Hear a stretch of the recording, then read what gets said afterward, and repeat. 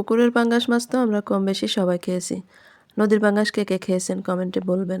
আজকে আমি নদীর পাঙ্গাস রান্না করব। তো এই জন্য আমি একটা মশলা রেডি করে নিয়েছি। এখানে আমি সামান্য পরিমাণে আদা, কয়েক কোয়া রসুন আর পেঁয়াজ কাঁচামরিচ দিয়ে ব্লেন্ড করে নিয়েছি। কড়াইতে পরিমাণ মতো তেল দিয়ে দিয়েছি আর এর মধ্যে দিয়ে দিচ্ছি গরম মশলা আর পেঁয়াজের ফোড়ন। একটু লাল হয়ে আসলে এর মধ্যে ব্লেন্ড করে রাখা মশলাটা দিয়ে একটু কষিয়ে নেব। তারপরে দিয়ে দেব বেসিক মশলা, হলুদ, মরিচ, ধনিয়ার গুঁড়া, জিরার গুঁড়া, লবণ হাফ চামচ করে দিয়ে সামান্য পরিমাণে পানি দিয়ে ভালোভাবে কষিয়ে নেব। আর এভাবে অল্প অল্প করে পানি 2 থেকে 3 বার দিয়ে মশলাটা কষিয়ে নিয়েছি।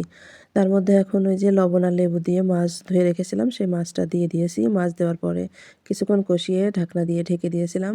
মাছ কষানো হয়ে গিয়েছে। এখন আমি এর মধ্যে গ্রেভি করার জন্য গরম পানি দিয়ে দিলাম। বলক উঠে আসলে একদম অল্প আঁচে 10 মিনিট রান্না করে নেব। শেষে কিছুটা ধনিয়া পাতা দিয়ে নামিয়ে নেব। সেই স্বাদ। ধন্যবাদ সবাইকে।